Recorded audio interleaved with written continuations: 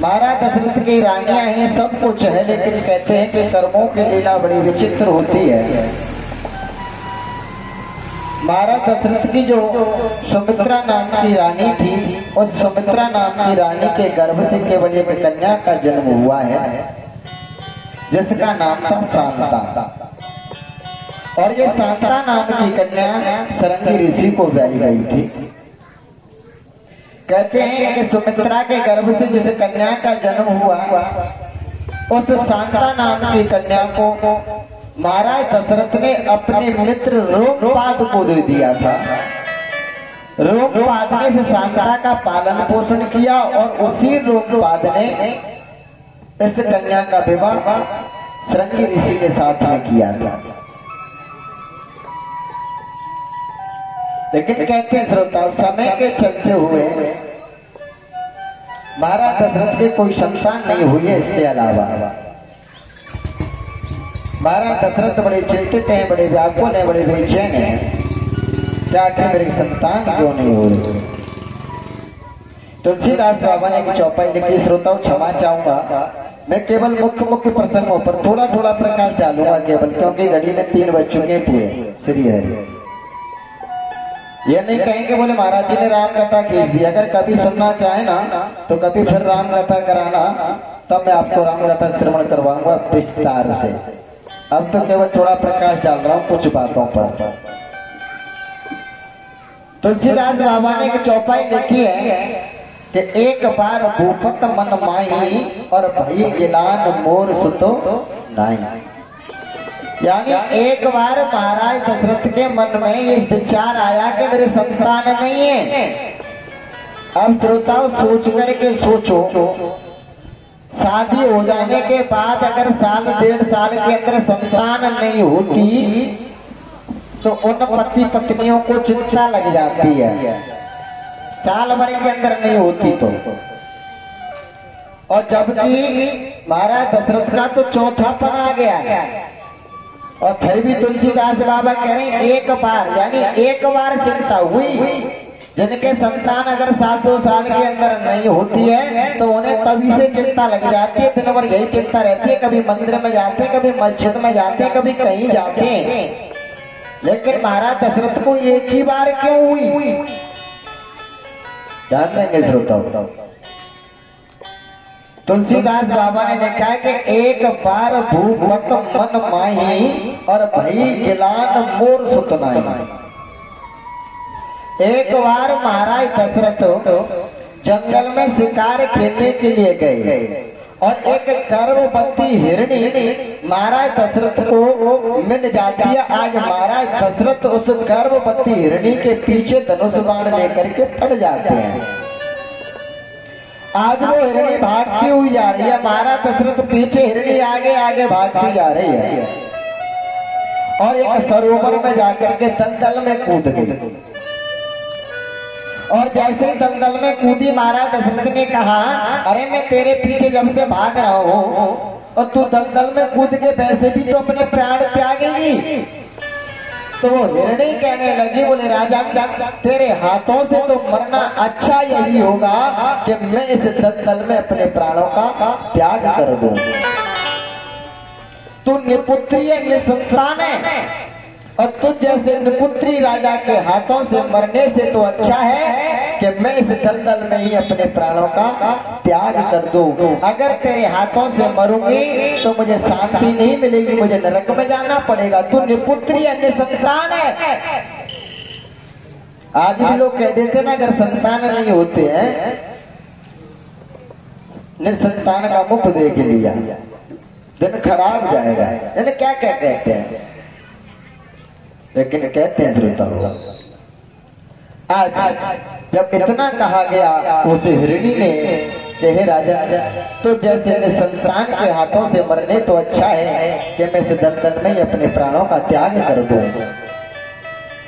तो कहते हैं श्रोताओं, आज महाराज दशरथ ने इतना सुना कि ये पशु जब मुझको इस दृष्टि से देख रहा है कि मैं निपुत्री हूँ, निसंतान हूँ, तो ये राजपाट की प्रजा किस दृष्टि से मुझे देख रही होगी।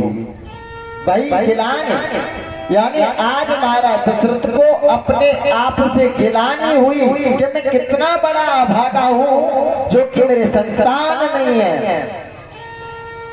भाई गिलान मोर सुतनाई, आज मन में विचार आया, गिलानी हुई, दुख हुआ। गुरु ग्रह तुरंत गयो महिपाला और चरण लाग कर विनय विशाला। आज उसी क्षण महाराज दशरथ गुरु के घर जाते हैं, चरणों में वंदन किया, प्रणाम किया। हे गुरुदेव, मेरे कोई संतान नहीं है, पशु भी मुझे कुदृष्टि से देखता है। आपसे निवेदन है, आग्रह है, प्रार्थना है, विनती है, आप कुछ ऐसा करिएगा जिससे मेरे यहाँ संतान हो जाएगा। आज वशिष्ठ मुनि ने महाराज दशरथ के दामाद श्रृंगी ऋषि को ही बुलाया, क्योंकि श्रृंगी ऋषि बड़े तपधारी थे। श्रृंगी ऋषि वशिष्ठ बुलावा और पुत्र लाग शुभ यज्ञ करावा।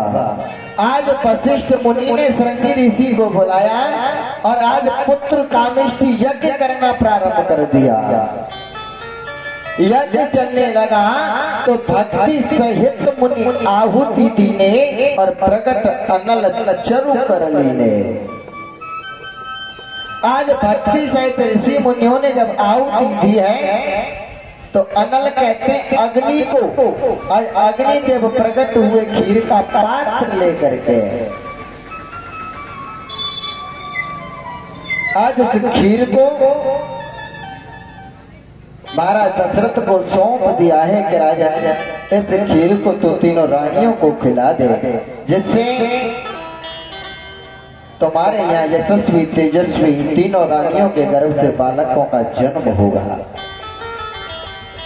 आज महाराज दशरथ उस खीर के पात्र को लेकर के आ जाते तीनों रानियों के पास। तो तुलसीदास बाबा ने यहाँ लिखा है कि अर्ध भाग कौशल्या दीना और उभय भाग आधे कर लेना।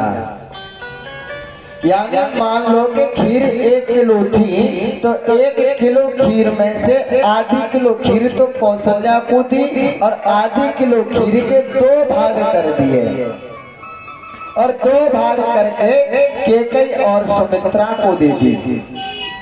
केकई और सुमित्रा को।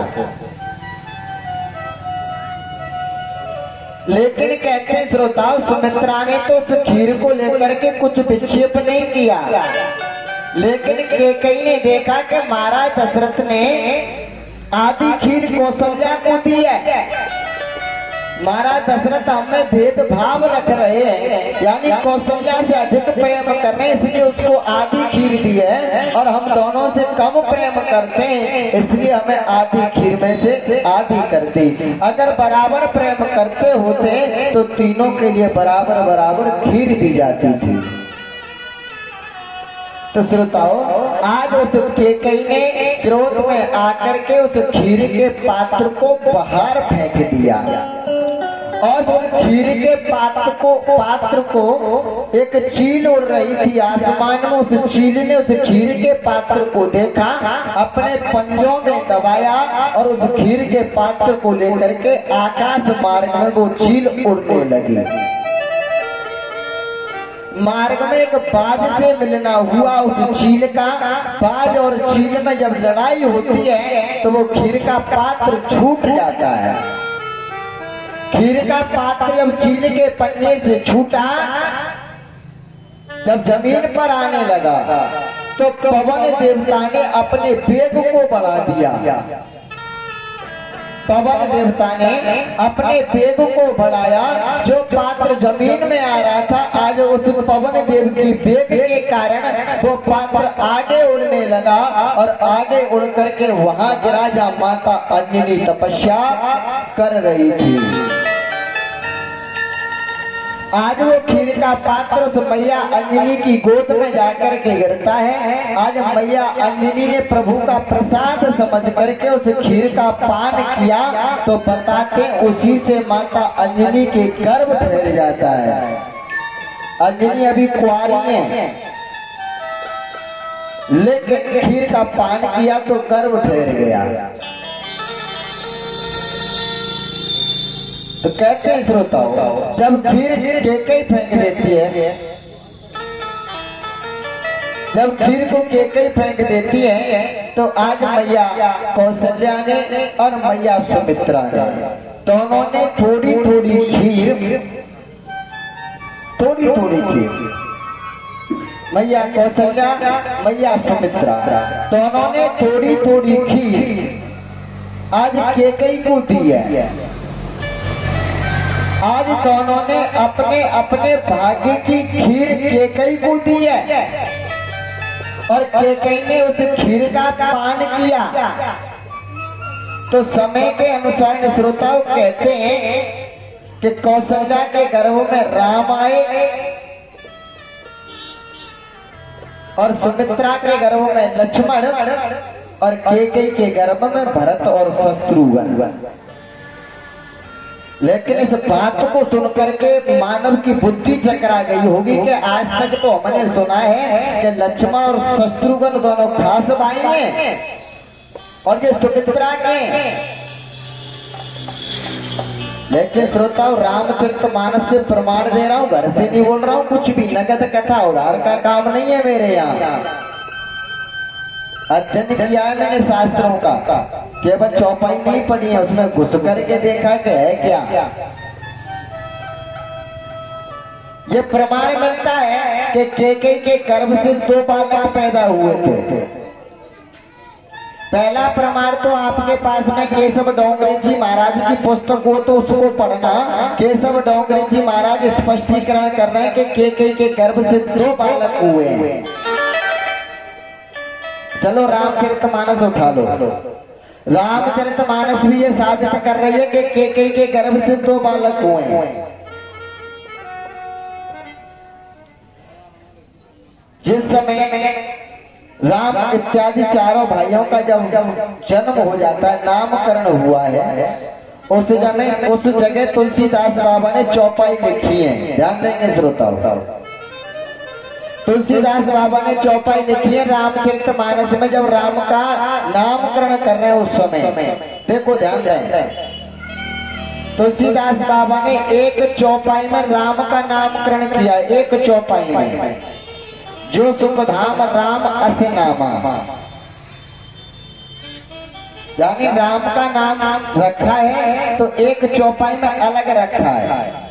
और लक्ष्मण का नामकरण किया है तो उसके लिए एक दोहा अलग लिखा है। क्योंकि राम अलग है, अकेले हैं, इसलिए अलग एक चौपाई में नामकरण किया है। और लक्ष्मण जी अकेले हैं तो लक्ष्मण जी का एक दोहा में नामकरण किया है। लक्ष्मण धाम सो राम प्रिय, सकल जगत के आधार, गुरु वशिष्ठ राखियो सो लक्ष्मण नाम उदार। लेकिन भरत और शत्रुघ्न का नामकरण तुलसीदास बाबा ने एक ही चौपाई में किया है दोनों का। राम कौशल्या के अकेले थे इसलिए अकेली एक चौपाई में नामकरण किया। लक्ष्मण जी अकेले थे इसलिए अकेले एक दोहा में किया है। लेकिन भरत शत्रुघ्न दोनों खास भाई थे इसलिए दोनों भाइयों का नामकरण एक ही चौपाई में किया है। विश्व भरण पोषण कर जोई, ताकर नाम भरता सो हुई, जाके सुमिरन तेर पुनासा, नाम शत्रुघ्न वेद प्रकाशा। और सुनो, दूसरा भी प्रमाण दिया तुलसीदास बाबा ने। जिस समय राम को वनवास हुआ, दशरथ प्राण तज रहे, तो तुलसीदास बाबा रामचरितमानस में लिख रहे हैं कि भरत और शत्रुघ्न अपनी ननिहाल में थे। भरत और शत्रुघ्न अपनी ननिहाल में थे, तो भरत और शत्रुघ्न की ननिहाल थी एक देश में। दोनों खास भाई अपने ननिहाल में बताए हैं। तो इससे भी यही साबित होता है कि केकई के 2 पुत्र थे। चलो और सुनो, और भी प्रमाण दिया तुलसीदास बाबा ने। जिस समय लक्ष्मण को शक्ति लगी है तो राम जी रो रहे हैं कि सुतपित नार भुवन परिवारा, हो जाए 12 अस विचार दिए जागृता, मिले न जगत सहोदर भ्राता, निज जननी के एक कुमारा। हे भैया लक्ष्मण, तुम अपनी माँ के इकलौते पुत्र हो। जब राम जी इस बात को कह रहे हैं कि तुम इकलौते पुत्र हो, तो ये साबित होता है कि केकई के 2 पुत्र हुए थे, भरत और शत्रुघ्न। श्रीमन नारायण नारायण नारायण, श्रीमन नारायण नारायण नारायण, भजमन नारायण नारायण नारायण नारायण नारायण। दशरथ की 750 पत्नी थी।